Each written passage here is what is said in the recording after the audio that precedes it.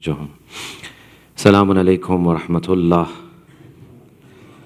A'udhu billahi minash shaitanir rajeem. Bismillahir rahmanir rahim. Alhamdulillahi rabbil alameen. Wassalatu wassalamu ala ashrafil anbiya'i wal mursaleen. Khatimin nabiyyin, shafi'il mudhnibin, rahmatan lil alameen. Maulana wa sayyidina Abil Qasim Muhammad. Allahumma salli ala Muhammad. وعلى آله الطيبين الطاهرين لا سيما بقية الله في الأرض أرواحنا له الفداء وعجل الله تعالى فرجه الشريف ولعنة الله على أعدائهم أجمعين من الآن إلى قيام يوم الدين. أما بعد, respected elders, brothers, sisters. Yesterday I left you with a homework, and I'm sure you've all been reflecting on this overnight and you have your answers ready. The homework was this, to think about this question. On one hand, Namaaz is such an important ibadat. If it is accepted, everything else is accepted. If it is rejected, everything else is rejected. And whilst that is true, at the same time, we said that Namaaz is one of the most annoying things. It gets in the way, it disrupts our life. We are doing something that we enjoy and all of a sudden it is Namaaz time, we have to leave that thing and pray Namaaz. It cheeses us off, it annoys us. Did Allah know this or not? Did Allah know that there will come a time when people will be annoyed by Namaaz? Of course He did. At the same time, Namaaz is a repetitive thing. Every time we do the same thing. It's not like it's variety that all of a sudden it becomes interesting. No, it's the same thing again and again. So the question that I left you with is, if that is the case, then why did Allah make such an ibadat? Why has it been given so much importance? If He knows it's annoying, He knows it's going to cheese us off, then why? Who's done their homework?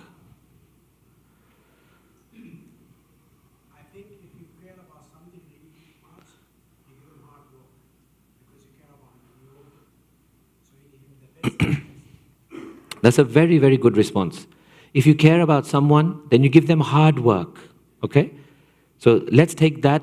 Any more reflections? Why? Why annoy us? Khuda, you could have given us something that we enjoy. And keep us on track. We have 5 times. Keep us on track. Yes, we said that's one of the benefits of Namaaz. Yeah. Correct. But is there some deeper reflection someone has?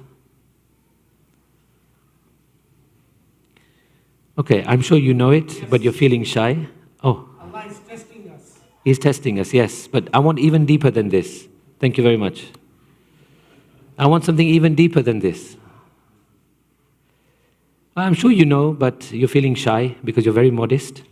So we will just break the ice and we'll discuss the answer. Dostane Aziz, my dear friends, in life, just like in religion, until you don't do something that is not appealing to you, and you have to push yourself an extra mile to do it, until that doesn't happen, human being does not spiritually grow. Roja, who enjoys Roja? Not many, I guess. Who enjoys giving 20% of their income, their savings, as khums? Not many people. Do you see how Islam, one of the fundamental things in Islam is you have to do things that you don't like. You have to. Aslan, it's been designed like this. Aslan, this is the way. Aslan, Allah is telling us that, look, you know what? You have built something. You have to try and break it a bit. You have to push yourself a little bit. You have to actually do things which you don't enjoy. You have to get annoyed. You have to get cheesed off. You have to get angry sometimes at these frustrations. Why? Because without doing those things, insan doesn't grow. In our work, in our study, in our sports, in our fitness, in our everything else in our lives, it's the same principle. Your boss will tell you, you want a promotion? Get out of your comfort zone. Do something different. Do something extra. You want to get fitter? You want to beat your personal best? You'll have to push yourself. You want to become a good sportsman? You'll have to push yourself. You want to look a certain way? You'll have to push more in the gym. You'll have to do more. Each of these things reflects that when you want to grow and evolve, you have to do some things that sometimes are not enjoyable. So now, I'm going to say something very strange. In the beginning, when you dedicate yourself to namaz, believe me, in the beginning it won't be enjoyable. And that's fine. Let it cheese you off. Let it annoy you. Let it get in your way. Feel that pain of namaz. Feel that pain where you have to give up your game and you have to give up your sports and you have to give up your friends' gatherings and you have to give up everything else.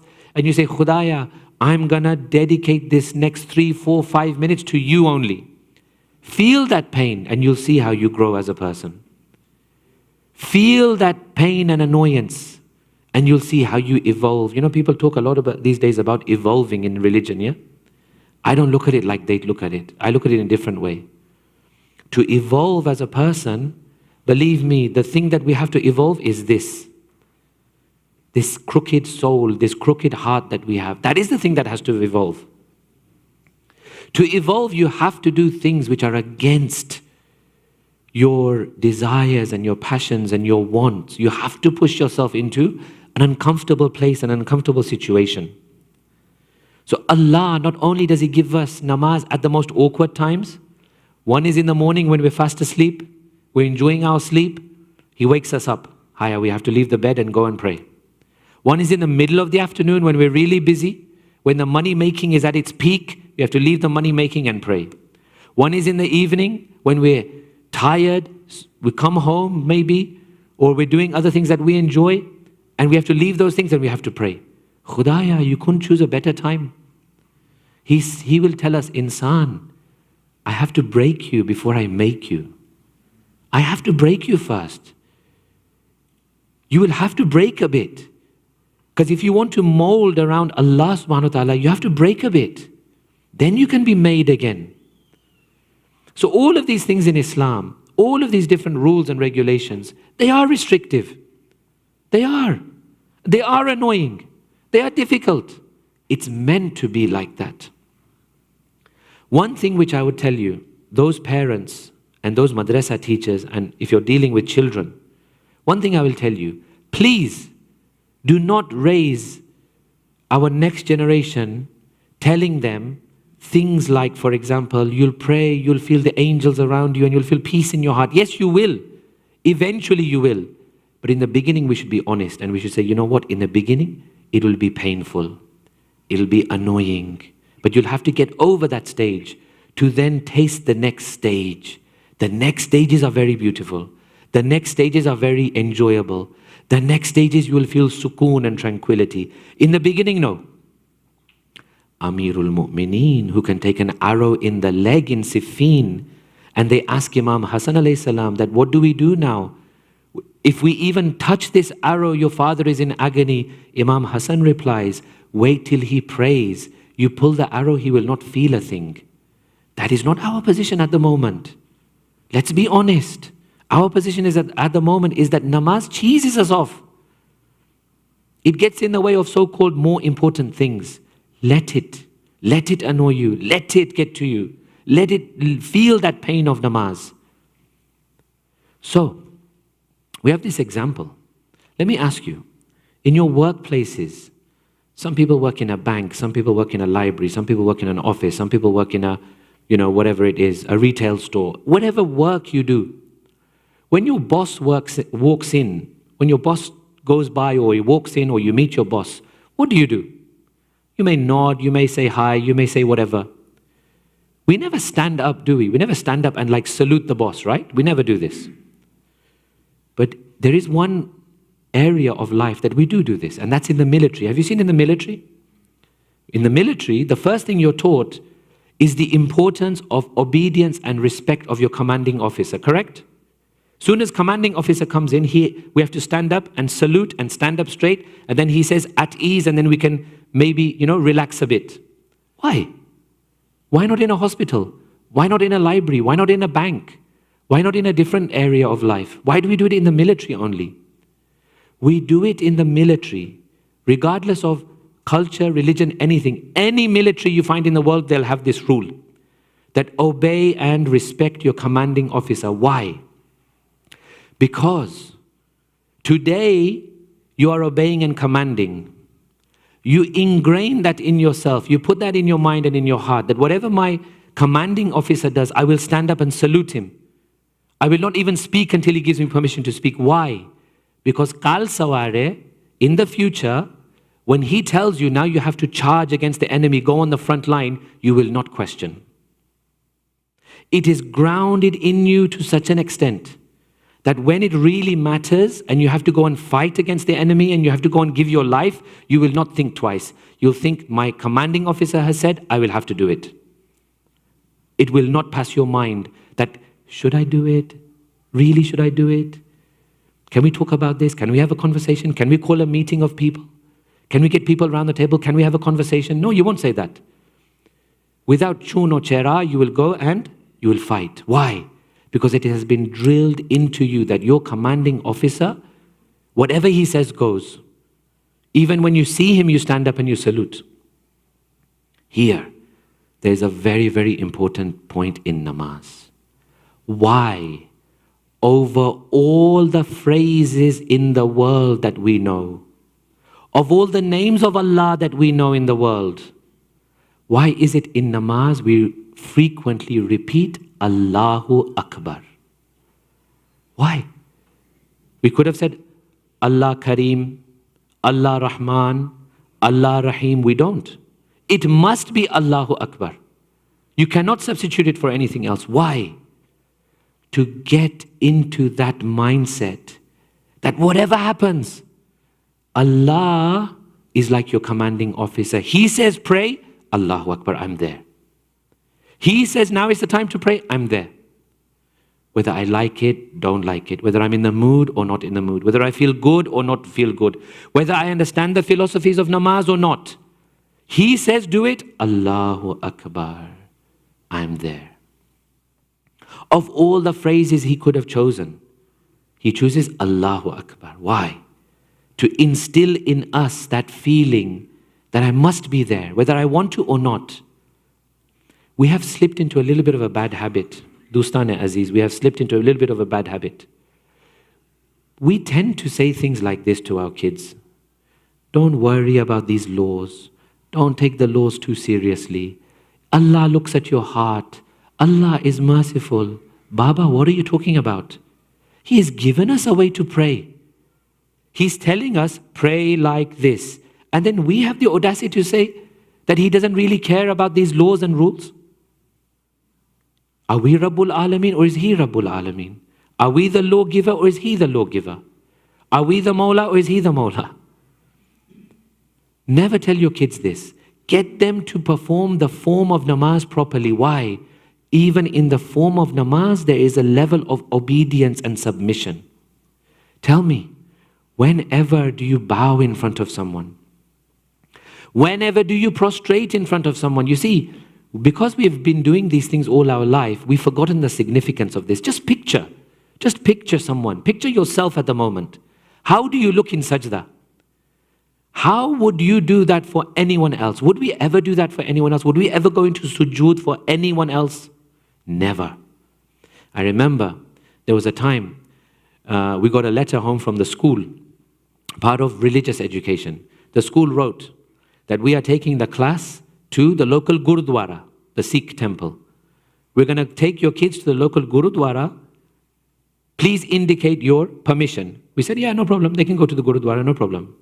So then we got a briefing. And we were told, when they go to Gurudwara, they have to take off their shoes. We said, no problem. They have to be respectful, no problem. They have to be silent, no problem.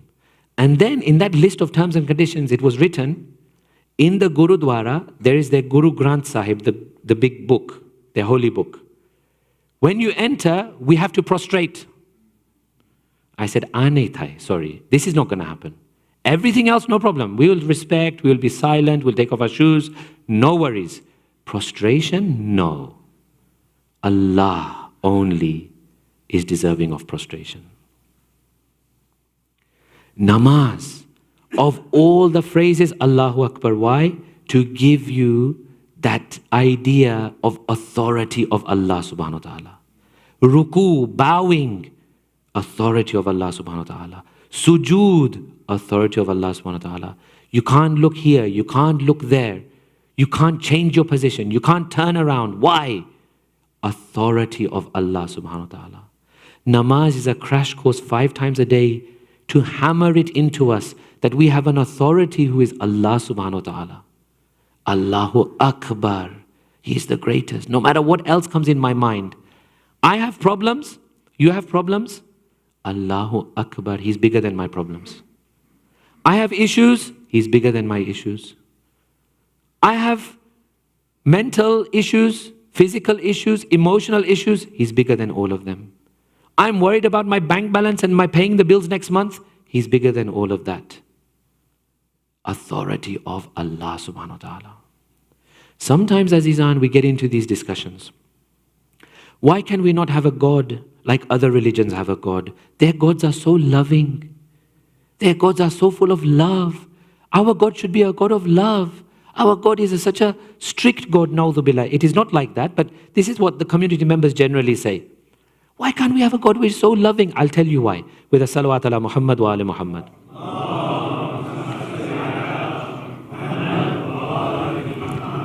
I don't want to take any names. And I don't want to name any religion because we don't want to be disrespectful to people. Look at those religions who only emphasize the love of Allah, love of God. Look at those religions who only emphasize love of God. How much of their religion is actually being put into practice today? And how much have they diverted from those heavenly books that they were revealed? How much have they put into practice? How much have they left aside? How much are they actually acting upon what was revealed to the previous prophets? And how much have they abandoned? Is it a godly person? Is it a godly community? Is it a godly society? There are instances of godliness. Don't get me wrong, I'm not saying everything's bad. But I'm saying there's no authority of God there. They'll take a vote that this year we're abandoning this rule. Next year we'll take a vote to abandon that rule. The year after we'll take a vote to bring this new thing in which was never in religion. Because there's no authority of God in that religion. We say no. We say Allahu Akbar. Allah is the authority. Until Allah doesn't give us permission, we don't have the haqq. Until Allah doesn't give us permission to bring something in, we don't have the haqq. Allah has given us the religion, that is the religion we'll have. Rasulullah tells us something, that is the religion. Amirul Mu'mineen tells us something, that is the religion. We don't have a right to divert from this. This is why in Islam, we don't just have the love of God. Of course we have the love of God. In fact, I would argue more than any other religion we have the love of God. But not only the love of God. We also have the greatness of God. So when Allah now tells those religions to do something, they'll think, really, will I do it? Shall I do it? Is this relevant? Is it really something in the 21st century that we should do? Maybe I can skip around it. Maybe we need to reinterpret. Maybe we need to recontextualize. Mu'min will say, Allahu Akbar. My Lord has told me, that's it. My Lord has told me to do something, that's it. Am I Akbar? No, Allahu Akbar. Am I the authority? No, Allah is the authority. So all of these other religions and what I would call sometimes even false spiritual cults who fill you with just the notion that Allah is loving. He is loving, don't get me wrong. He is loving. But He's also got authority, Baba. He also has an authority over you. You are not there to be an authority. That position is taken. Allahu Akbar. Sallu ala Muhammad wa ala Muhammad.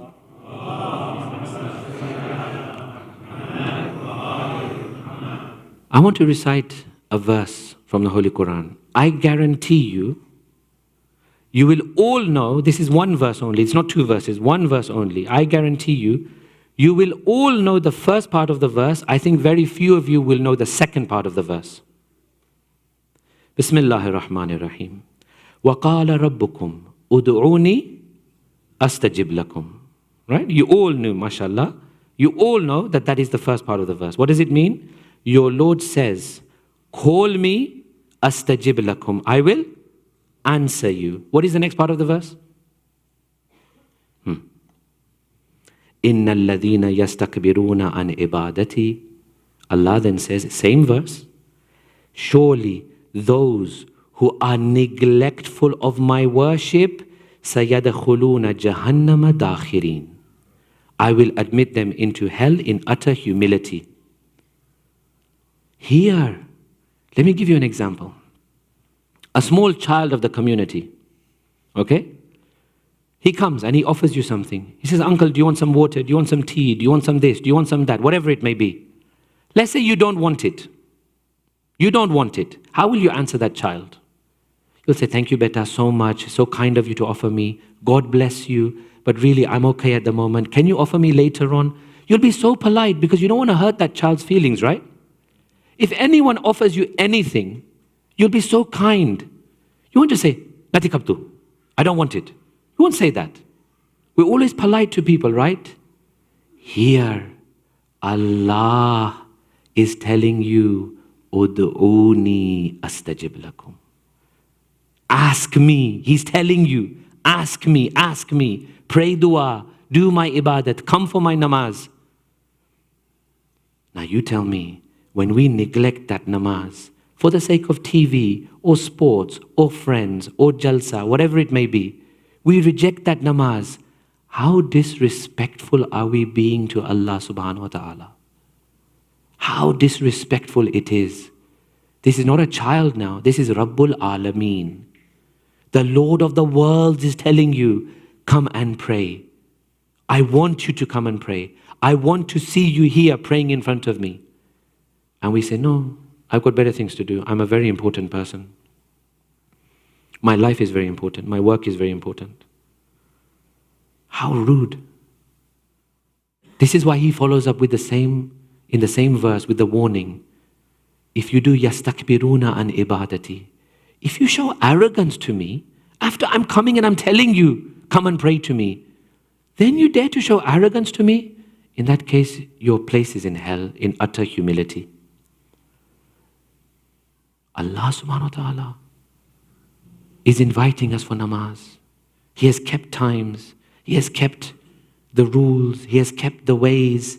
And in this namaz, guess what? It's only our benefit. It's not benefiting Allah anyway at all. It's only our benefit. The question may come in your minds, then why does he make it compulsory? If it's for our benefit, why does he make it compulsory? He makes it compulsory the same way that a parent will make something compulsory on their child. Although the child will hate it, the parent will say, beta, this is good for you, trust me. The child will say, Baba, do I have an option? We'll say, no option in this, beta, because I know more than you. This is compulsory on you, because I love you. Woe be to those parents who just say, hi, do what you want. That's not the way we parent. Allah is telling us, come and pray. Don't turn your back to me. I'm Rabbul Alameen. I'm telling you, ud'uni. What do we say in Dua Iftitah every night? I don't know if you pay attention to Dua Iftitah. Very important dua. Innaka tad'uni fa uwalli ank. You know what that means? We are actually admitting Dua Iftitah is from the blessed words of Imam Zaman, Ajjalallahu Ta'ala Farajuhu Sharif.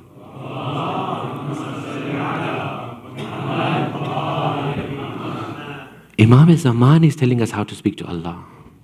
These are Imam's words. Innaka tad'uni fa uwalli ank. Honestly, I feel like shy even to say this because Imam's words are so amazing. We say, Khudaya, you invite me, I turn my back to you. وَتَتَحَبَّبُ إِلَيَّ فَأَتَبَغَّزُ إِلَيْكَ. You make yourself so beloved to me, I make myself so hateful to you. كَأَنَّ لِيَ تَتَوُّلَ عَلَيْكَ. Khudaya, it's like I am superior to you rather than you being superior to me. Namaz. He's telling us, come and pray. He's telling us, stand. He's telling us, my beloved servant, I want to hear your voice. I want to hear what you are saying. Janab Fatima, salamullahi alayha, Allahumma salli ala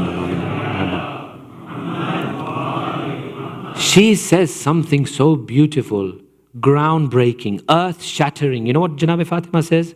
She says, every time I want to speak to Allah subhanahu wa ta'ala, I pray namaz. Every time I want Allah to speak to me, I recite the Quran. Allah wants us to engage in a conversation with Him all the time, all day if we can. But namaz is that formal conversation. Throughout the day you have flexibility. Throughout the day, don't worry. You're not in wuzu, you can still speak to Allah. You're traveling, you're in the car, you're lying down, it doesn't matter. Speak to Allah as much as you want. These are your flexible times. Namaz is formal. Namaz is a formality. Allah subhanahu wa ta'ala, He says that some people, they come, they pray, and then they go away immediately. Before namaz, we have some etiquettes. After namaz, we have some etiquettes. Namaz is a whole philosophy in itself. Before namaz, what do? You see, what happens to us, Dostan-e Aziz, Azizan, what happens to us is, throughout our day, what are we doing? From the moment we wake up, what are we doing? We're working, yeah? Work, work, work. Everything, paisa banao, earn your money, get your income sorted for the day. In the morning, we wake up. Hi, voy, hustle and bustle, rushing around. It comes to namaz time in the afternoon. It's very difficult to switch off from that worldly life into godly time now. Namaz is godly time. Very difficult to switch off. Allah has found us the solution for this. He says, don't worry. I know it's difficult for you. I know you have a worldly life. I know you like your money. I know you have to pay your bills. When it comes to namaz time, you cannot expect, it's like a switch, that all of a sudden I'm dunyavi, I'm worldly, and all of a sudden I flick a switch and now I'm godly. It doesn't work like that. But He says, I will ease you into it. Go and do wudu first of all. When you're doing wudu, you start by washing, you pour the water. He says, don't just wash like this. If you can, pray a few lines of dua. Amirul Mu'mineen teaches us, when we wash our face, immediately you should be transported to the hereafter. Allahumma bayyid wajhi, yawma taswaddu fihi al-wujuh. Oh Allah, illuminate my face on the day when some faces will be darkened. Wala tusawwid wajhi. And do not darken my face on the day when some will be illuminated. Immediately, the wuzu is transformed. Immediately your mind is transformed. You are transferred somewhere else. Your consciousness has gone somewhere else. Now you're thinking about akhirat. Now you're thinking about that day, those tests, those tribulations, those problems which could be there. You're supplicating to Allah subhanahu wa ta'ala. You wash your right arm, you're praying a dua. What is it? Allahumma a'tini kitabi biyamini wal khulda fil jinani biyasari wa hasibni hisaban yasira. You're saying to Allah subhanahu wa ta'ala, oh Allah, look, I'm washing my right arm. On that day, make sure you give me my book in my right hand. And give me heaven on my other side. And make my accounting an easy accounting. Look how Allah is shifting you away from your kamkaj, from your job, from your business, from all your worldly stuff, pushing you into a different mindset. And the same again for the left arm, and the same again for the masa, and for the same again for the feet masa. Break yourself away from world. Come to my meeting. Rasulullah used to say, sallallahu alayhi wa sallam, Allahumma salli ala Muhammad wa ala Muhammad. At the time of prayer, he used to say, Arihna ya Bilal. In my language, not to be too technical, I would say, Bilal, Rasulullah would say, Bilal, put me out of my misery. Like, I can't wait for this namaz time to come. Arihna ya Bilal. Start the azan. Let me feel that sukoon. You know, we look at namaz in this way, yeah? We say, we are very important people, we have very important things to do. Namaz gets in the way. Rasulullah would say, no. Namaz is very important. Namaz is the vital thing. These other things are getting in the way. Arihna ya Bilal. Put me out of my misery, O Bilal. Say that Allahu Akbar so I can find sukoon in my life, sukoon in my heart, that I can speak to my Lord. Namaz. After wudu, after coming onto musalla, we are told, you can start namaz just like that, no problem. I'm not saying there's an issue, but I'm saying if you want to make it even better. Because people are always asking me, how do we get presence of the mind and heart in prayers? How? One was wudu with the du'as, another one is azan and iqamah. How long does it take? Tell me. Azan, if you do it, fatafat, if you do it quickly, how long does it take? 20 seconds, 30 seconds max? Iqamah, another 20 seconds maybe? But now you stop and you think, Allahu Akbar, Ashhadu an la ilaha illallah. I am standing here, my whole wujud, my whole body, my whole mind and soul and heart is all bearing witness that there is only one God. My whole body, soul and mind is bearing witness that Muhammad sallallahu alayhi wa alihi wa sallam, Allahumma salli ala Muhammad wa ala Muhammad, is the Prophet of Allah. My whole wujud is bearing witness that I am one of the Shias of Amir al-Mu'mineen. That Amir al-Mu'mineen is my Imam. He is Hujjat-e-Khuda.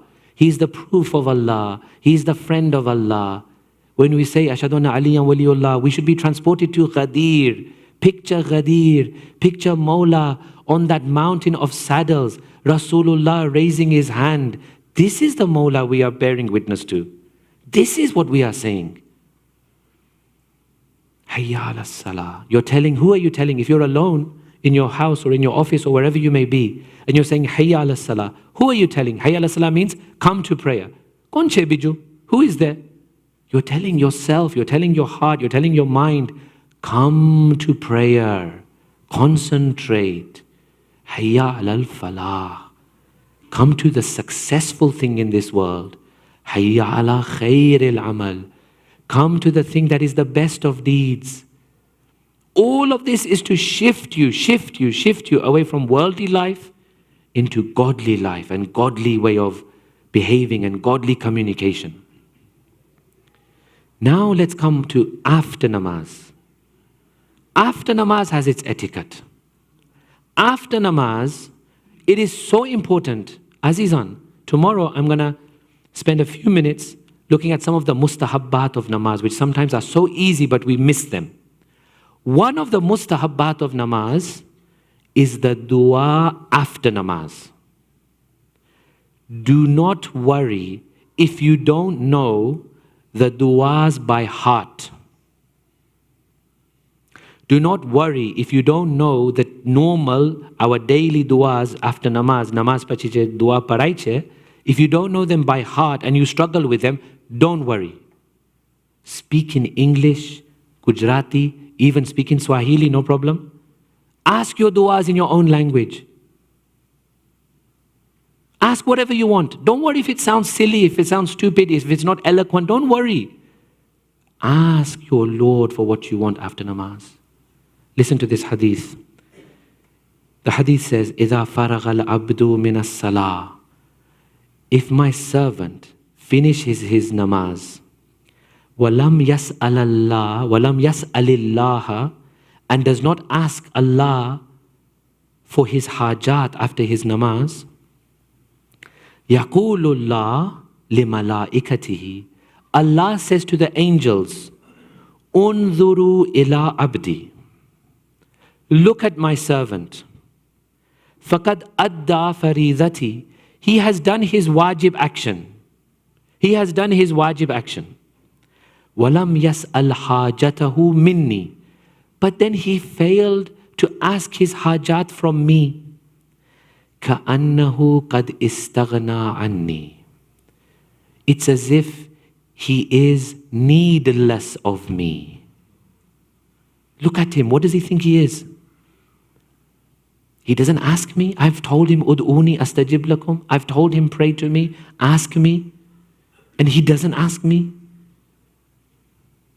Khudhu salatahu. Then he says to the angels, take his namaz, fadribu biha wajhahu. Throw it onto his face. Mana avi namaz nati joti. I want a namaz in which you are humbled in front of me. Have a conversation with me. I'm waiting for you to speak to me. Why don't you speak to me? I'm waiting. Obviously Allah doesn't wait, but you know what I mean. I'm waiting here. I've made this special time so that you come and speak to me a little bit. You just want to pray, do your wajibat and go. That's not the way. Namaz, namaz, namaz. It is so important. Inshallah, tomorrow we'll continue more regarding this great, great act of namaz with a few more tips. We'll go into a little bit more detail tomorrow with some of the mustahabbat as well, with a salawat ala Muhammad wa ali Muhammad.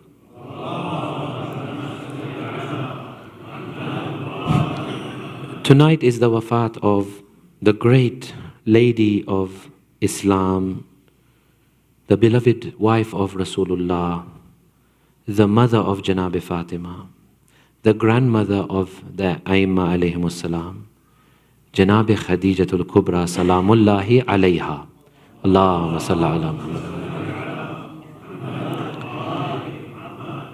Allah says in the Quran to the Prophet, did we not find you as a yatim? You were a yatim. You were needy. We enriched you. How did Allah enrich the Prophet? One of the ways He enriched the Prophet was that He found for the Prophet Khadija as a wife. Janab Khadija, do you know, when the Holy Prophet and Janab Khadija were married, they actually lived in one of the houses of Janab Khadija. Look at the barakat of this house. This house of Janab Khadija, look at the barakat of this house. This house is the house in which Amirul Mu'mineen slept the night when Rasulullah was migrating from Makkah to Medina. It was that house. This is the house in which Rasulullah went for Mi'raj. It was that house. This is the house that saw the blessed birth of Janab Fatima. It was that house. Janab Khadija was one of the richest people in society at that time. If we are indebted to anyone, we are indebted to three people. Number one, the wealth of Khadija. Number two, the generosity of Abu Talib. Number three, the sword of Amir al-Mu'mineen. This is what we are indebted to. Any Muslim, any sect, it doesn't matter, we are indebted to this. Janab Khadija, with her immense wealth, she spent it and spent it and spent it on Islam. Whether you say it was for the upkeep of the Muslims, whether you say it was for their protection, those Muslims who migrated from Makkah to Ethiopia at the time, Abyssinia, who funded it? Janab Khadija.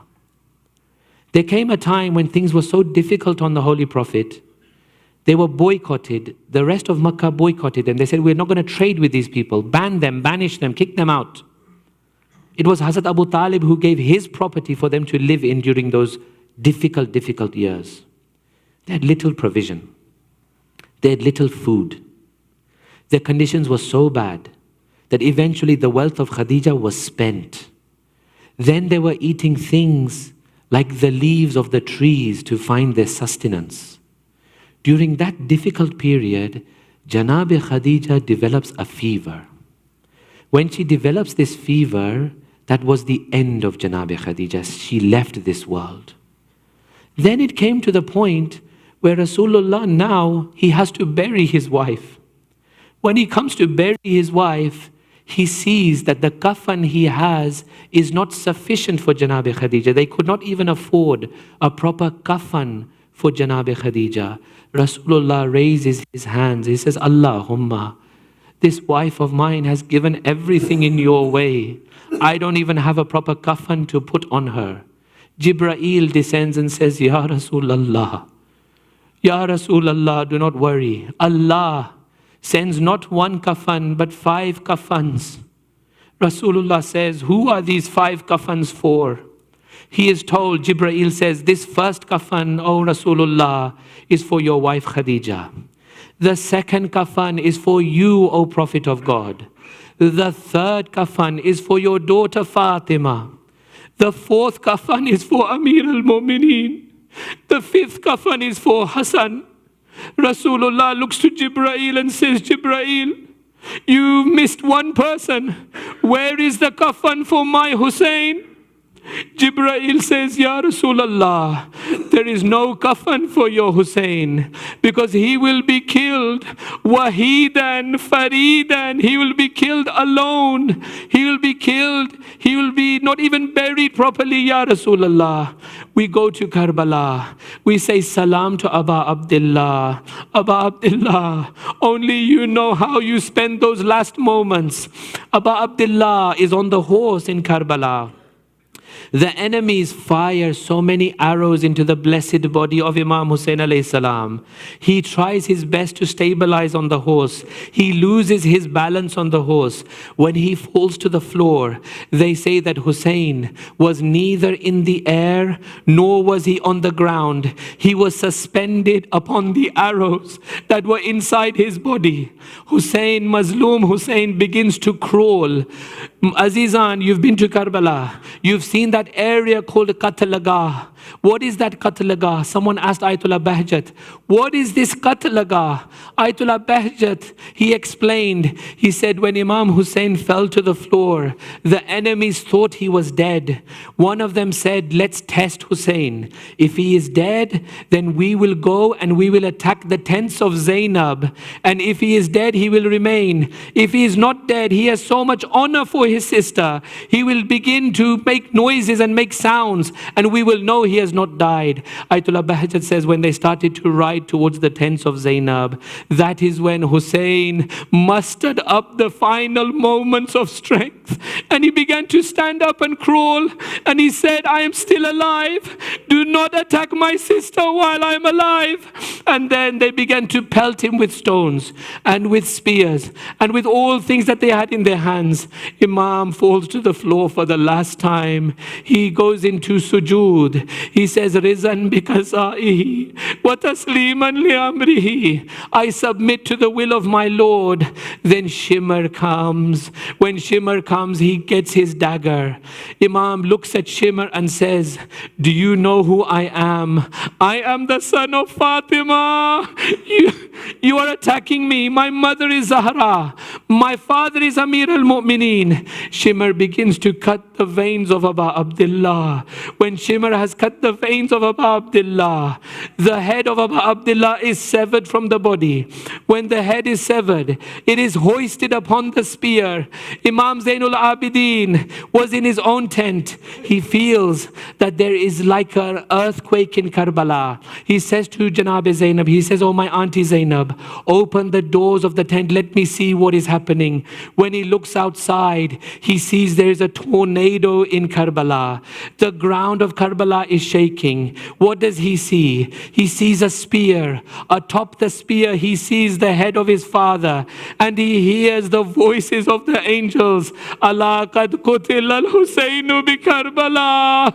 Hussein has been killed in Karbala. Allah la'natullahi al-qawmi al-zalimin wa sayalamu alladhina zalamu ayya munqalibi yanqalibun matame Hussein.